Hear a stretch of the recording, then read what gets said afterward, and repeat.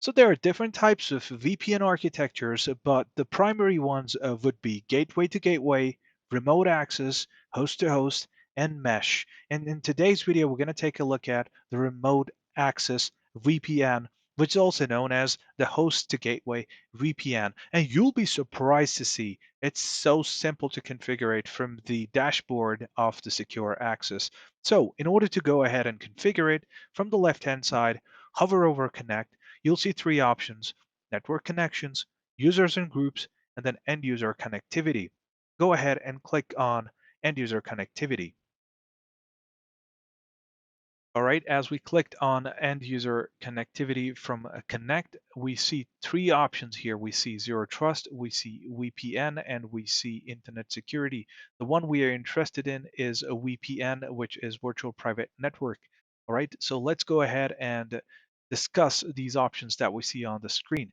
First thing is the global FQDN. This is the FQDN that you're going to go ahead and connect to from the end host. And then there's this extremely important configuration of managing the IP pools, which if you don't go ahead and configure, you will not see an option to configure the VPN profiles. Therefore, it's extremely important to go ahead and configure these. I'm going to show these to you right after this. Before that, let me just show you that we already see two VPN profiles in here. We got Mariam and we got Isra.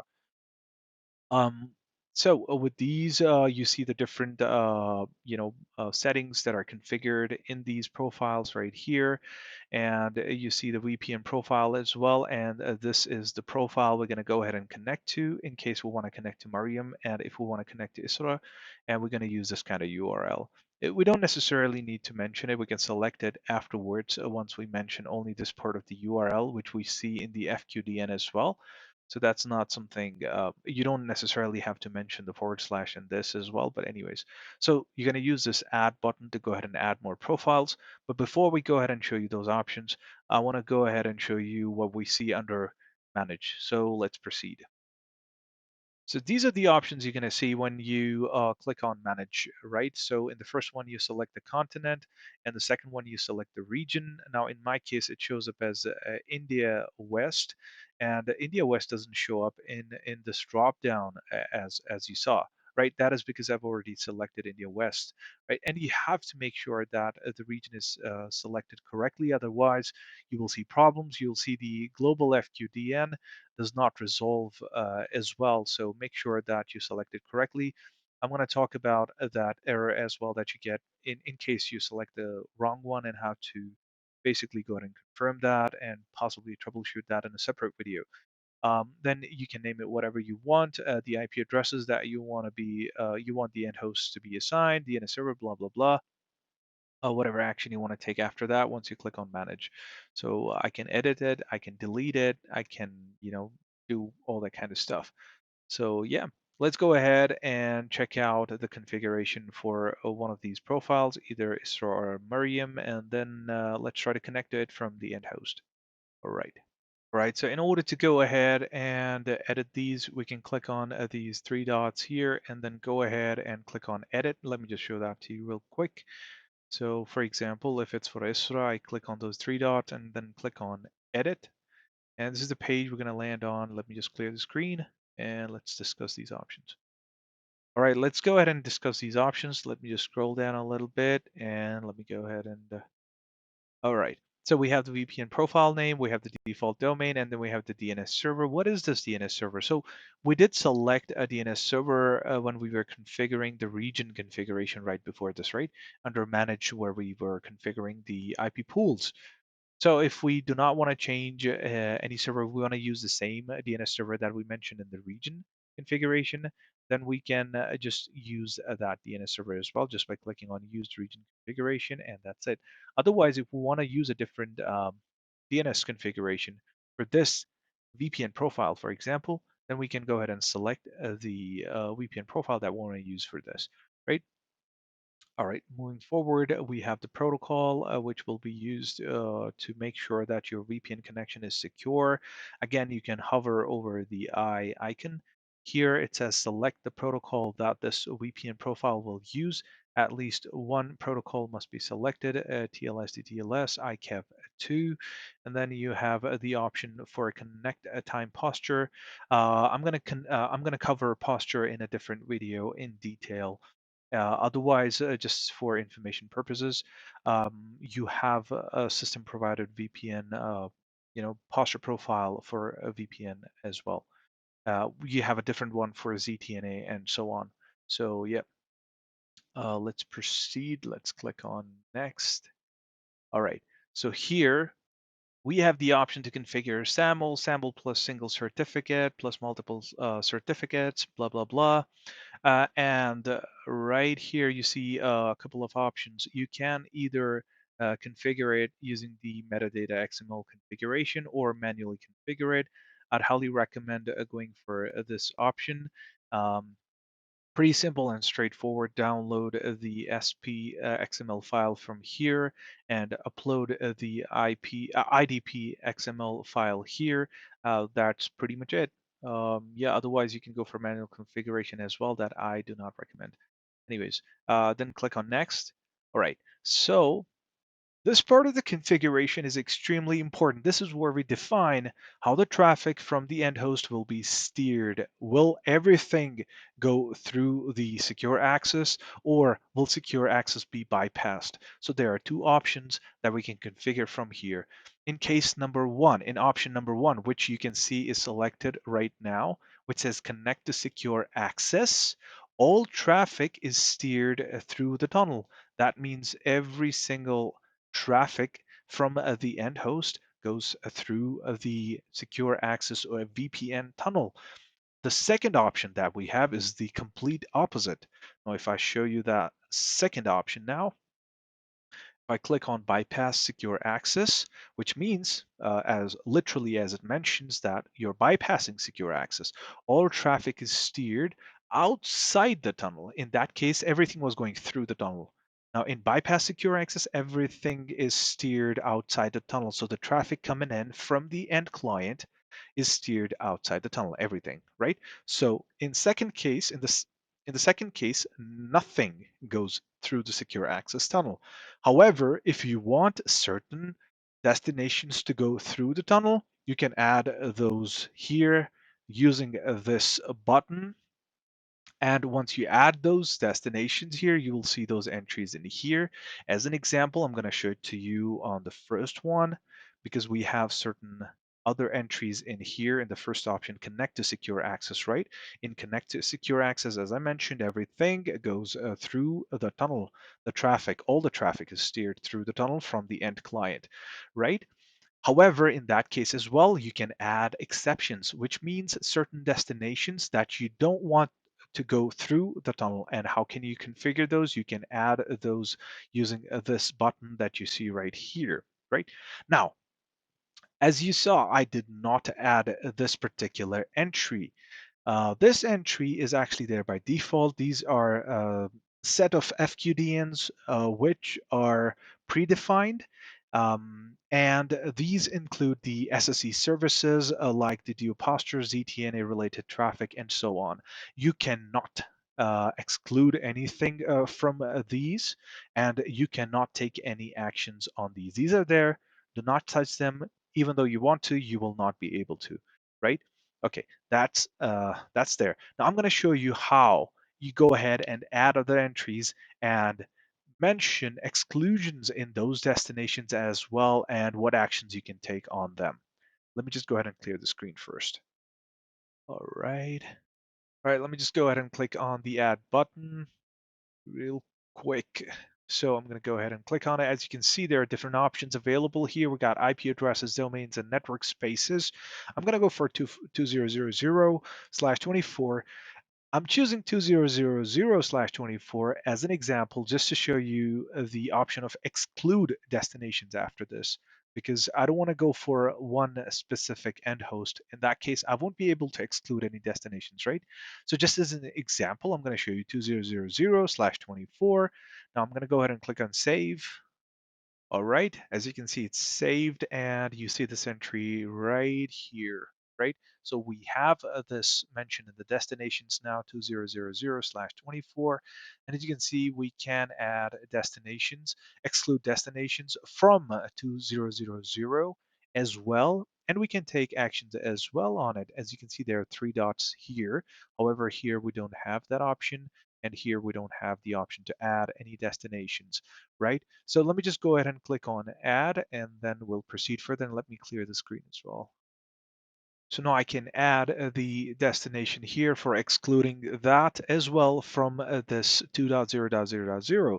So whatever I mention here now, which should be somewhere in 200 network, I'll say, let's say 2005. I want to go ahead and exclude 2005 from 2000 because this is a huge range that I'm adding as an exception, right? I want to go ahead and make sure that 2005 is not a part of that exception, that this traffic should not go outside the tunnel, and therefore 2005 will be excluded from a 2000 network, right? I can go ahead and click on save now.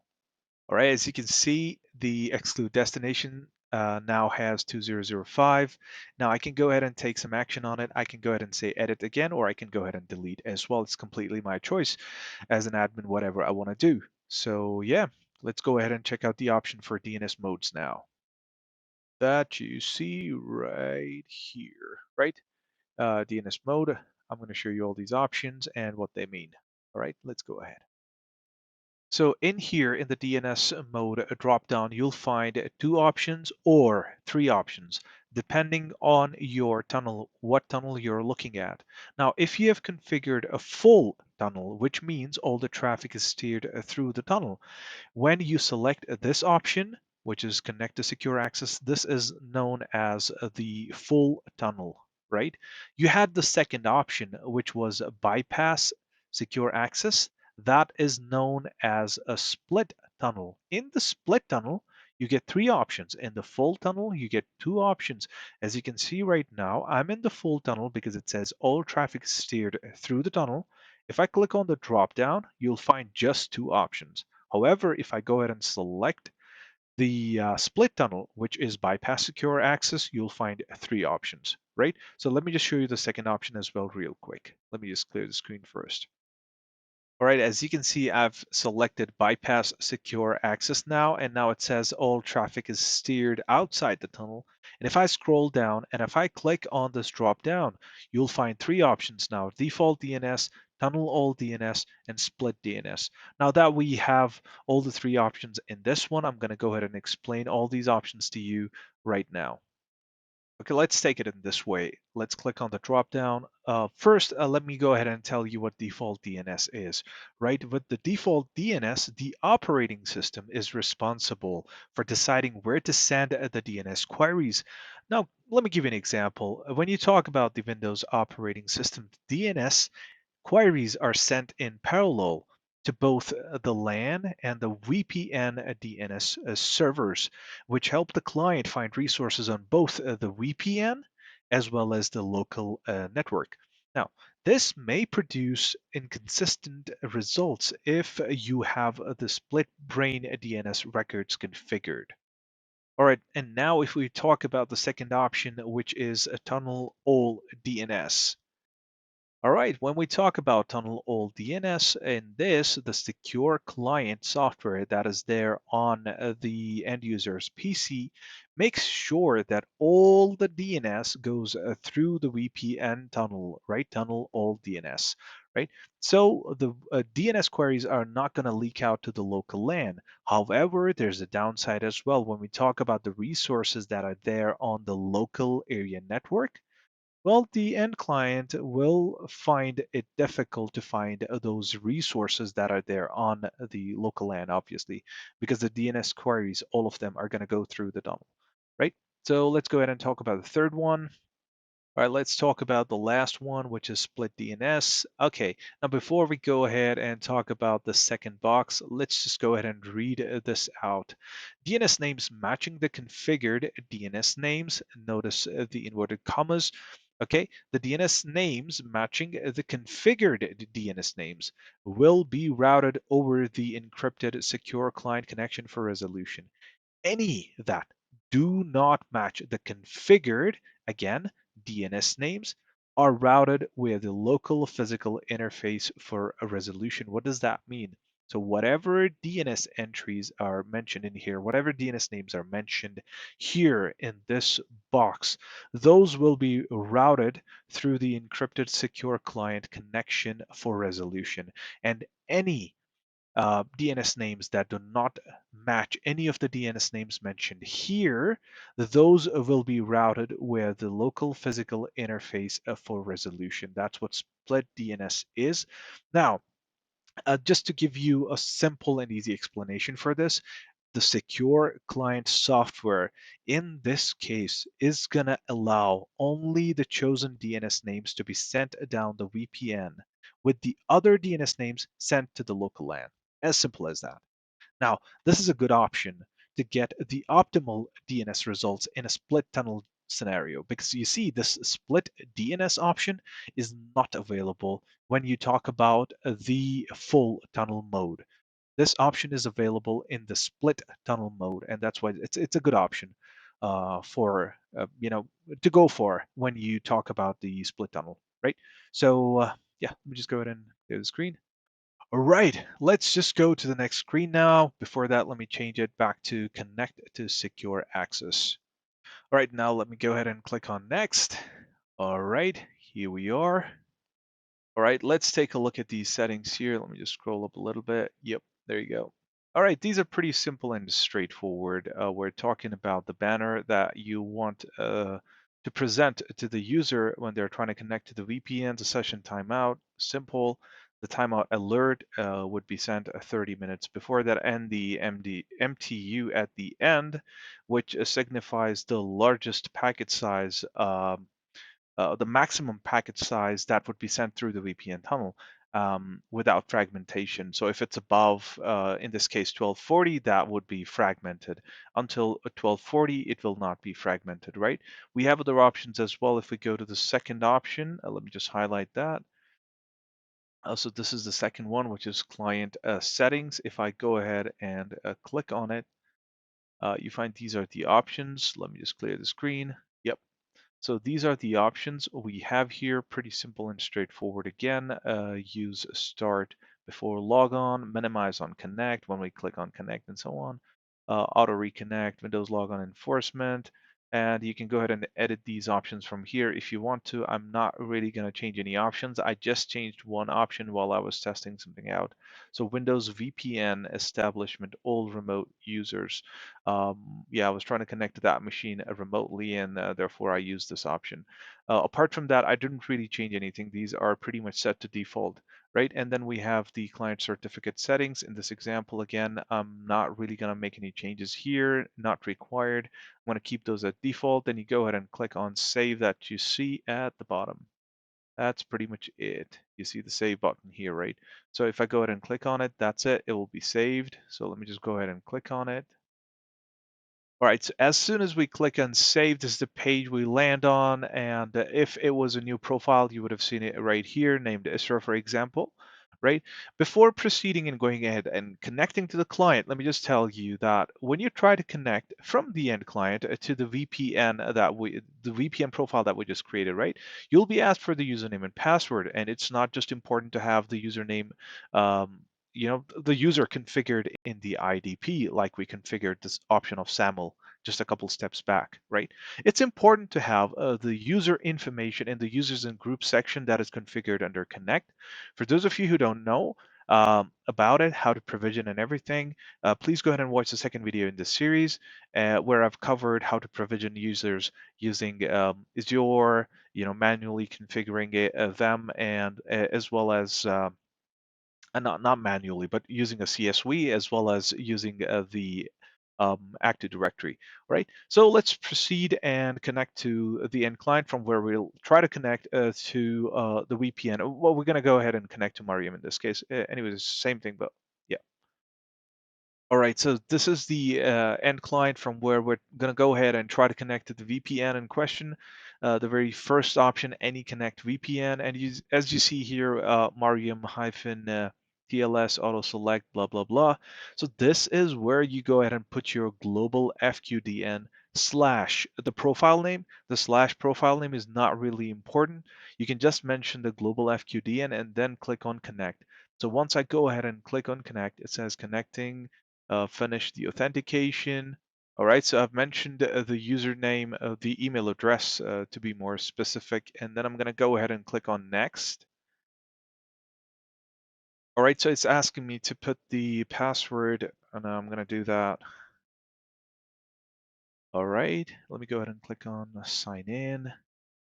Let me go ahead and click on don't show this again and click on yes now. Let's see. One. Okay, I think we're looking good. Yes, perfect. Again, so if you open up a Cisco Secure Client, you'll be able to find detailed information about whatever this client is configured with within this VPN profile. What do we have there? Are we tunneling all the traffic? What's the server's IP, the ciphers, and everything from this section? So if I was to go ahead and click on the settings button, and this is the page you land on. The second option is what we are interested in. So you have to go ahead and click on any connect a VPN, which is the second option. All right, so as soon as I click on any connect, this is what we land on. And under statistics, you'll have a ton of information. And starting with you got connected, it shows you the state of the VPN, and then are you tunneling all the traffic or not? And if you're not, it'll give you that information accordingly based on whatever you configured on Cisco Secure Access. And then you have the exclusions, you have the time remaining for the session disconnect, for how long the session has been up, and it gives you the server information, the ciphers in the bottom. So I'd highly encourage go ahead and check all these options. And then we have the route details where you should see 0.0.0.0 slash 0 in this case. As you can see, it's 0.0.0.0.0. So if, again, you haven't watched the other videos, I would highly encourage you go ahead and watch those. I've discussed collecting Dart in one of the previous videos in the series. So this is where you collect the Dart bundle from, and yeah, from the command prompt as well. If you run the ipconfig slash all command, you'll be able to find information about this VPN, the default DNS, and all those other things that we saw in the UI of Cisco Secure Access. And now the most important thing, apart from encouraging all of you and recommending and suggesting that you go ahead and check out all these options, a very important thing is that you go ahead and subscribe to the channel if you're new, and put in the comments, help me to hack the YouTube algorithm. And yeah, whatever links are required, I'll put in the description. If you have any questions, put in the comments. Thank you so much. You guys have a great time ahead. Goodbye.